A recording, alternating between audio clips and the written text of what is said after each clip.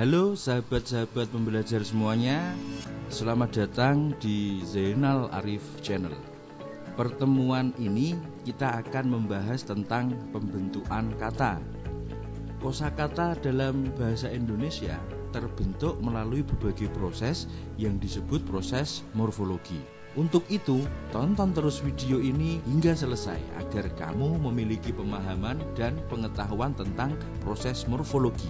Dan yang tak kalah penting, biar kamu gak ketinggalan video-video selanjutnya, jangan lupa untuk klik tanda subscribe dan aktifkan loncengnya.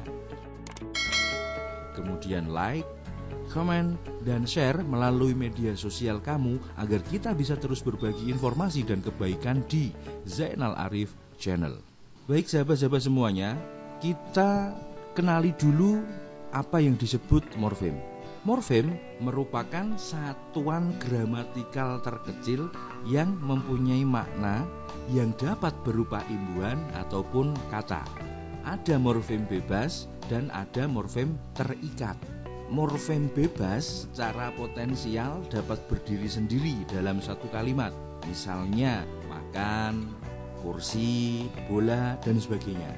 Sedangkan morfem terikat merupakan morfem yang tidak mempunyai potensi untuk berdiri sendiri dan selalu terikat dengan morfem lain untuk membentuk ujaran. Misalnya ber, meng, kan, dan sebagainya. Namun morfem memiliki potensi untuk menjadi kata. Selanjutnya kita definisikan proses morfologi. Proses morfologi merupakan proses pembentukan kata dengan cara menghubungkan satu morfem dengan morfem yang lainnya. Morfologi sering disebut juga ilmu tata bentuk, yakni ilmu yang mempelajari tentang seluk-beluk kata, seperti perubahan bentuk kata maupun perubahan bentuk kata terhadap arti atau maknanya, dan juga perubahan golongan atau kelas katanya. Agar lebih bisa memahami definisi tersebut, perhatikan beberapa contoh berikut. Misalnya ada kata makan. Selain kata makan, kita juga mengenal adanya kata makanan, dimakan, memakan, pemakan, makanlah, termakan, kemudian makan-makan, lalu ada makan hati, makan garam, dan sebagainya. Selain perubahan bentuk itu, kata makan juga memiliki makna atau arti yang berbeda dengan kata makanan, dengan kata makan hati, dan sebagainya. Begitu juga dengan golongan atau kelas katanya. Kata makan termasuk kata kerja atau verba, sedangkan kata makanan termasuk ke dalam kategori kata benda atau nomina. Nah, morfologi akan mempelajari tentang hal-hal itu tadi. Selanjutnya kita lanjutkan pada macam-macam atau jenis-jenis proses morfologi dalam bahasa Indonesia. Ada beberapa proses morfologi dalam bahasa Indonesia. Namun dalam video pembelajaran ini kita akan bahas 4 proses morfologi yang terdiri atas afiksasi atau imbuhan, kemudian pemajemukan atau komposisi, kemudian pengulangan atau reduplikasi, dan yang keempat penyerapan atau kata serapan. Baiklah, kita akan bahas satu persatu proses tersebut. Yang pertama, proses morfologi imbuhan atau afiksasi. Afiksasi atau imbuhan merupakan proses pembentukan kata dengan menambahkan afiks pada bentuk dasar, baik bentuk dasar tunggal maupun kompleks. Afiks dalam bahasa Indonesia berupa prefiks atau awalan, sufiks atau akhiran, kemudian infiks atau sisipan, dan konfiks atau simulfik, yaitu imbuhan yang berada di awal dan di akhir kata. Baik, kita bahas satu persatu jenis afiks tersebut. Yang pertama, prefiks. Prefix merupakan imbuhan yang ditambahkan pada bagian awal sebuah kata yang sering kita kenali dengan awalan.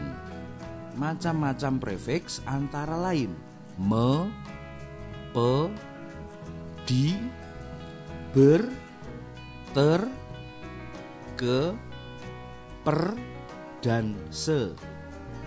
Contohnya melihat, pendiam, dipukul, bertanding, tertinggi, ketiga, perbesar, dan sebagainya. Awalan me dan pe ditulis dengan cara menuliskan huruf me kemudian diikuti huruf n dalam kurung, n-nya kapital ya. Karena ia akan mengalami perubahan bunyi sesuai dengan kata yang mengikutinya. Proses penulisan itu atau cara penulisan itu disebut dengan nasal ya. Jadi menasal dan penasal. Perhatikan contoh berikut. Prefix me atau menasal jika melekat dengan kata atau morfem lawan menjadi melawan ya.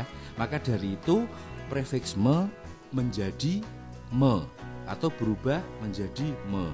Kemudian contoh berikutnya prefix me dengan kata bawa menjadi membawa. Imbuhan me berubah menjadi mem. Selanjutnya imbuhan me dengan kata hapus menjadi menghapus. Imbuhan me berubah menjadi meng. Selanjutnya imbuhan me dengan kata cakar menjadi mencakar. Kemudian kata sapu menjadi menyapu. Lah, bentuk me berubah menjadi men itu ya. Kemudian ada satu lagi imbuhan me dengan kata bom misalnya. Me dalam bentuk itu akan berubah menjadi mengebom. Jadi me berubah menjadi menge. Perubahan itu biasanya diikuti oleh kata yang bersuku satu.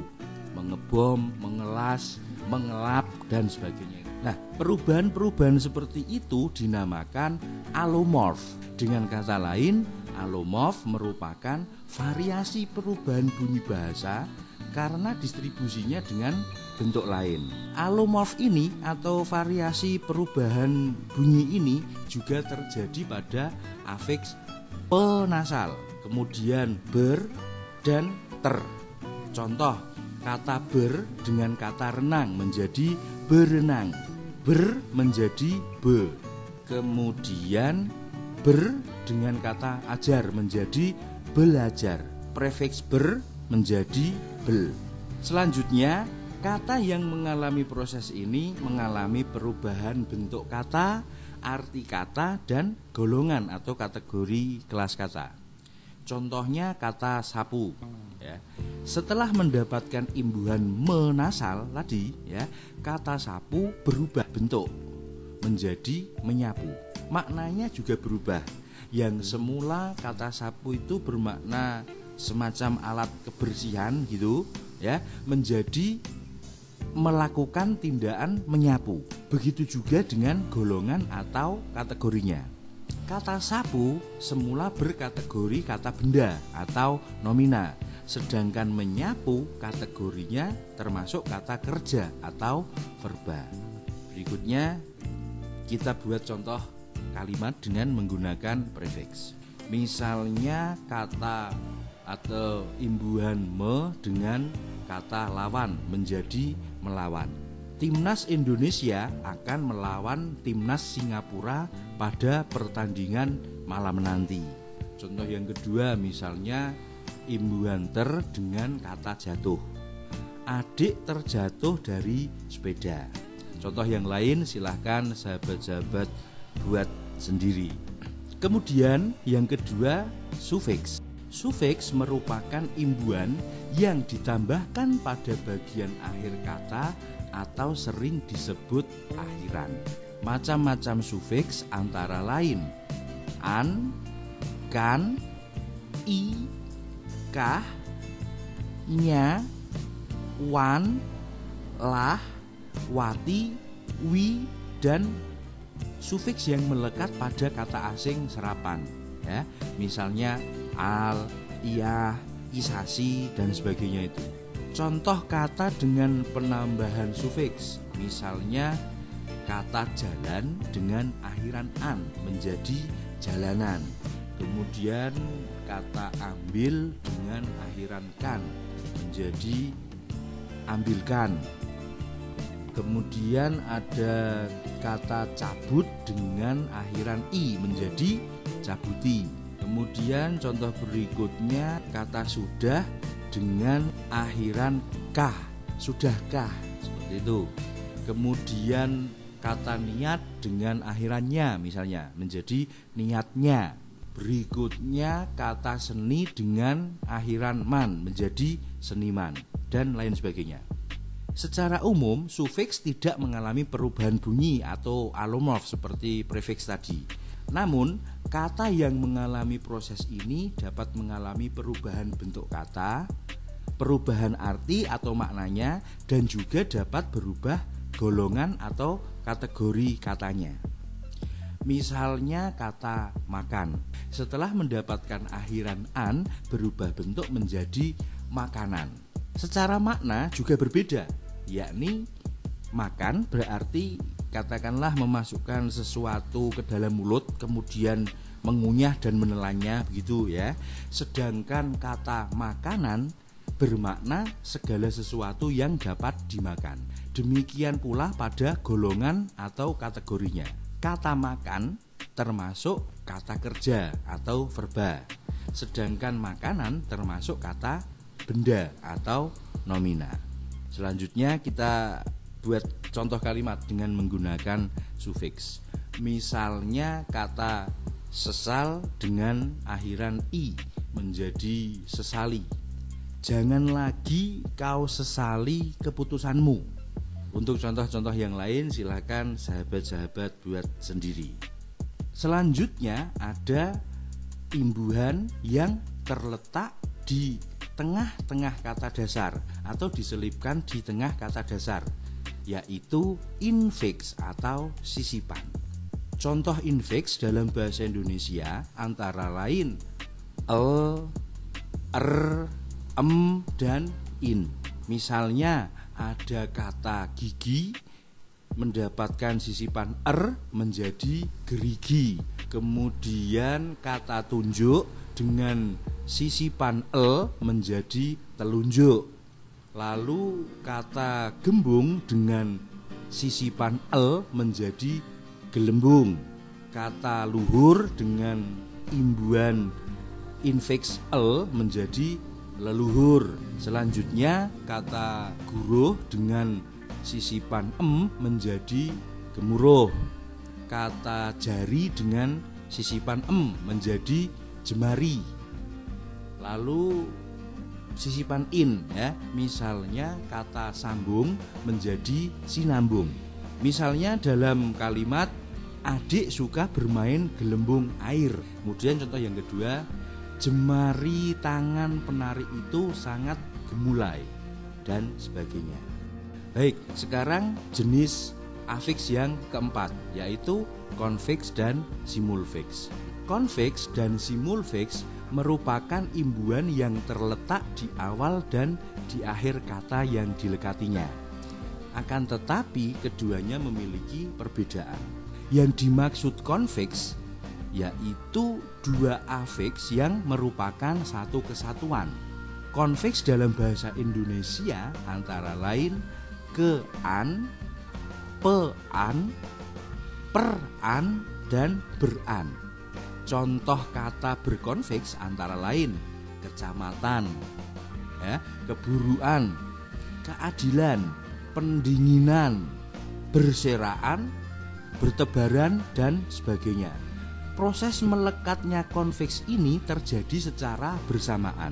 Antara awalan dan akhiran melekatnya bersamaan, tidak terpisah sendiri-sendiri.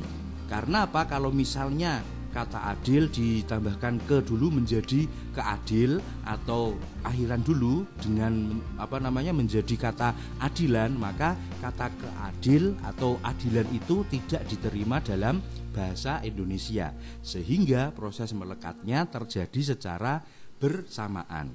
Itulah yang dimaksud dengan konfiks. Kemudian yang berikutnya simulfiks, yaitu afiks yang bergabung menjadi satu secara bertahap.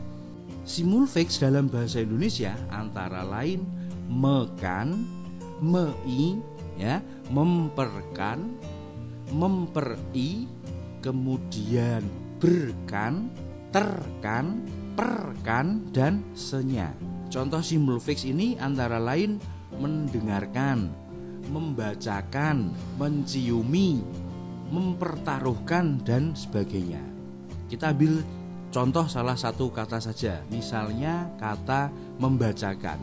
Kata itu terbentuk dari kata dasar baca, kemudian secara bertahap menjadi bacakan, kemudian membacakan. Kata membaca atau bacakan merupakan kata yang bisa diterima dalam bahasa Indonesia. Contohnya dalam kalimat tolong bacakan paragraf 1 teks itu. Kemudian contoh berikutnya, Agus membacakan dongeng untuk adiknya.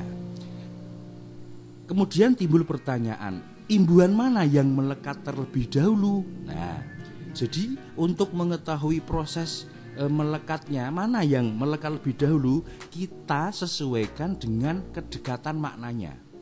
Kita perhatikan, kata membacakan berarti maknanya melakukan sesuatu untuk orang lain, yaitu membacakan. Kalau kata baca yang melekat katakan terlebih dahulu menjadi bacakan, maka kata bacakan dengan membacakan memiliki makna yang sama, berbeda dengan kata membaca.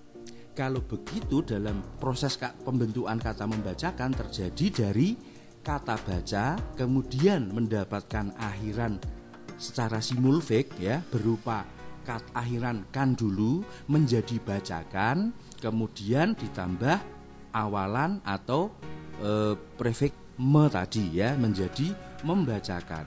Mudah-mudahan sahabat-sahabat semuanya bisa memahami penjelasan singkat saya ini. Jika ada pertanyaan, silahkan kalian tulis di kolom komentar dan bersama-sama kita berdiskusi melalui channel saya ini. Untuk proses morfologi yang lainnya akan saya sampaikan di video saya berikutnya. Jadi biar kamu gak ketinggalan, saya ingatkan sekali lagi untuk klik tanda subscribe dan aktifkan loncengnya. Kemudian like, komen, dan share melalui media sosial kamu agar kita bisa terus berbagi informasi dan kebaikan di Zainal Arif Channel.